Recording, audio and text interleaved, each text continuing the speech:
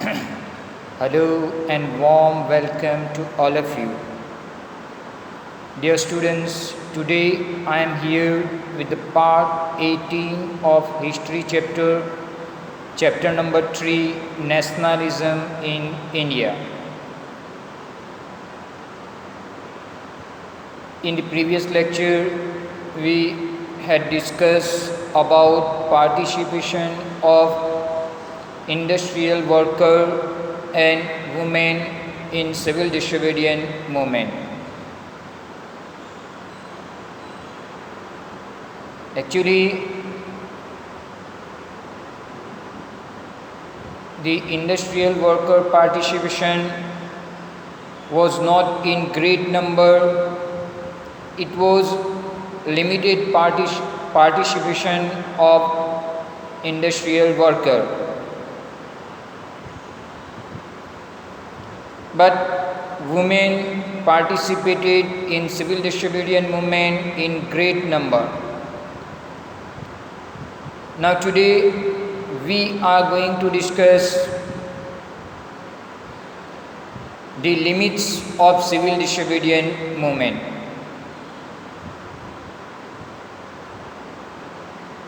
In this first, we are going to discuss about limited participation of Dalit or depressed class people in civil disobedience movement. Not all social groups were moved by the abstract concept of Swaraj. One such group was the nation's untouchable, who from around 1930 had begun to call themselves Dalit or oppressed.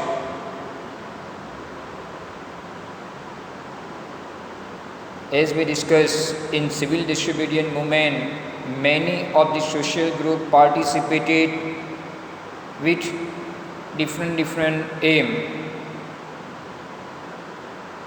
But one group in the form of nation's untouchable, these untouchable people by 1930,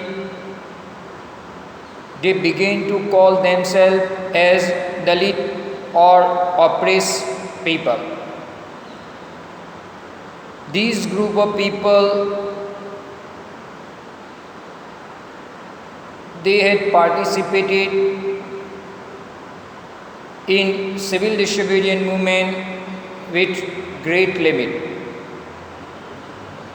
For long, the Congress had ignored the Dalits for the fear of offending the Sanatanis, the conservative high caste Hindus. Why they participated in civil disobedience movement in limited number? Because Congress had ignored these Dalit people for long period of time because of the fear of oppose of Sanatanis. Sanatanis means high caste Hindu people in Indian society, high caste Hindu people, especially the Brahmins.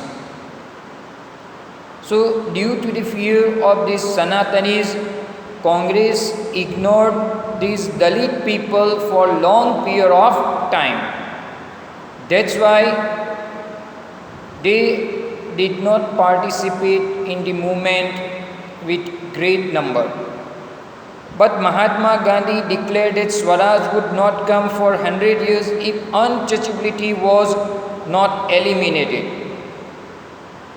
On the other hand, the view of Gandhi was that if untouchability was not eliminated, disappears from our country, the freedom of our country would not come for the hundreds of the year.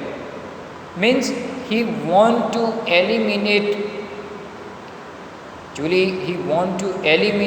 this evil of untouchability from Indian society. He called the untouchable Harijan. That's why he called these untouchable people as Harijan. Harijan means the children of God. Mahatma Gandhiji called these untouchable people as Harijan, means the children of God. Organized satyagraha to secure them entry into temple and access to public wealth, tanks, road and school. Dear student, if you remember in standard 8, you learn about these all. Dalit people were not allowed to enter in temple. They were not allowed to access public facilities like public toilets, public well, public tanks, public park, public roads, even the school also. When their children were allowed to get education in the school, they were not allowed to sit together with the high class people, children. They had to sit separately from these high class people, children. So Gandhiji called them Harijan and he started satyagraha for the rights of Dalit people, for the rights of these oppressed class people, for their entry into temple, for their access to all the public facilities. Gandhiji started satyagraha. He himself cleaned toilets to dignify the work of the Bangi, the sweepers, and persuaded upper caste to change their heart and give up the sin of untouchability. Some of these untouchable people, they were engaged in the cleaning of toilet, cleaning of drainage. So Gandhiji himself cleaned the toilets to dignify, to give the honor to the work of these untouchable people, and he urged high class people to give up this sin of untouchability from Indian society. But many Dalit leaders working on different political solutions to the problem of community, they began organizing themselves, demanding reserved seats in educational institutions and separate electorate that would choose Dalit member for legislative council. Gandhiji started satyagraha for the rights of Dalit people, but many of the Dalit leaders, they begin to organize themselves. And they demanding reserved seat for Dalit people in educational institution. Even they demanding separate electorate. Electorate means separate voting right for the Dalit people to choose their Dalit member in legislative council. One way Gandhiji started satyagraha for their right, but on the other hand, these Dalit leaders, they organized themselves into one organization and they demanding reserved seats in educational institution for Dalit people. Even they demanded separate voting right for Dalit people to choose their representative in legislative council. Political empowerment, they believed, would resolve the problem of their social disabilities. And why they demanding separate electorate, separate voting right and reserved seat for Dalit people? They believe that by separate voting right, they will get a political authority, political empowerment, and political empowerment, they believe that is the situation for solving all the problem of their community. Dalit participation in civil disobedience movement was therefore limited, particularly in the Maharashtra and Nagpur region where their organization was quite strong. And that's why Dalit people participated in civil disobedience movement in limited number. Very few people. And in the Maharashtra and Nagpur region, where their organization was quite strong. So, in this region, Dalit people limitedly participated in civil disobedience movement. So, dear student, here today we are discussing the limits of civil disobedience movement. And the first limit of civil disobedience movement is actually the limited participation of Dalit people. Dr. B.R. Ambedkar, who organized the Dalit into depressed class association in 1930, clashed with Mahatma Gandhi at the second round table conference by demanding separate electorate for Dalits. B.R. Ambedkar, he was himself Dalit, so he organized the Dalits of our country into one organization, and the name of the organization was Depressed Class Association. He organized them in this Depressed Class Association in 1930. Ambedkar had clashed different of opinion with Mahatma Gandhi at the time of second round table conference, when Ambedkar demanded separate voting right for the Dalit people of our country. He demanded separate voting right for Dalit people. On the other hand, Gandhiji was not agree with the demand of Ambedkar. When British government conceded Ambedkar demand, Gandhiji began a fast unto death. As I told you, Ambedkar demanded separate voting right for Dalit people. On the other hand, Gandhiji was not agree with the separate demand for the Dalit people. On the other hand, British government conceded means acknowledged Ambedkar demand. Gandhiji decided to begin a fast, unto death. Gandhiji was not in favor to give separate electorate to any community of our country. So when British government conceded this demand of separate electorate for Dalit people, Gandhiji began fast unto the death. He believed that separate electorate for Dalit would slow down the process of their integration of society. Why Gandhiji was not in favor to give a separate electorate to Dalit people? Because he believed that by giving them separate electorate, this would actually hurt the integration of the society.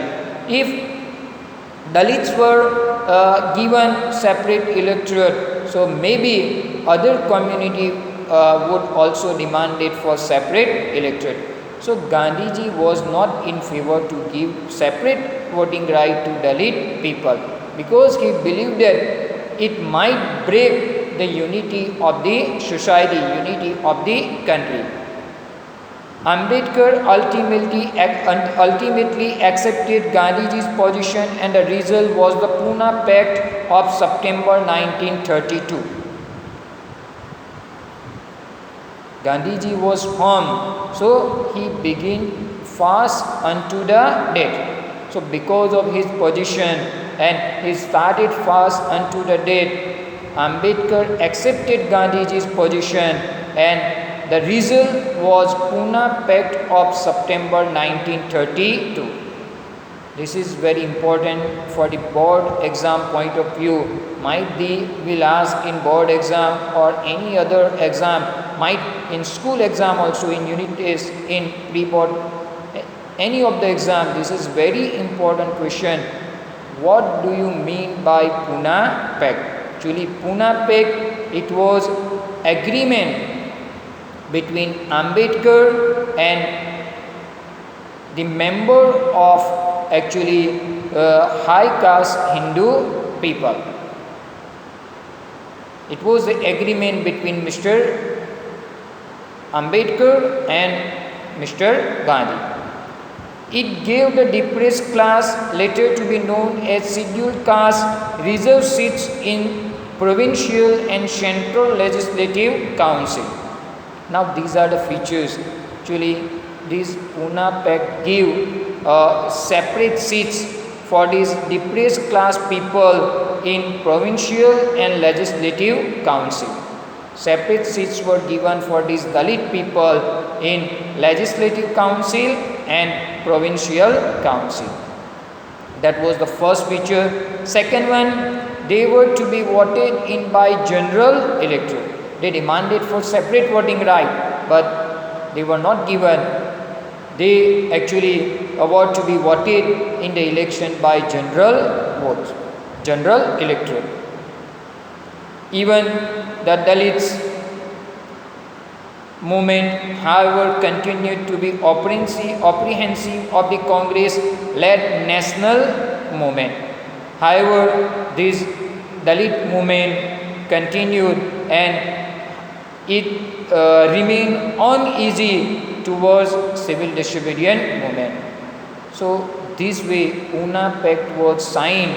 Actually, Una Pact was the result when Ambedkar demanded separate voting right for the Dalit people, and Gandhiji started fast unto the death. Then after, it was Una Pact was the result of this incident, and after Pune Pact, these Dalit people actually they were given reserved constituency into election, but this movement continue for long period of time.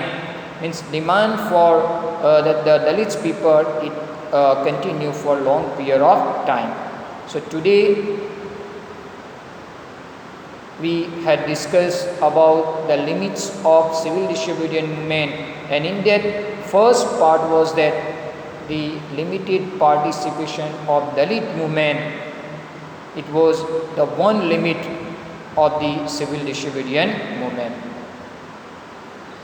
We will meet again with the second limit of civil disobedience movement, the participation of Muslim people, Muslim community in civil disobedience movement. Thank you very much for your cooperation.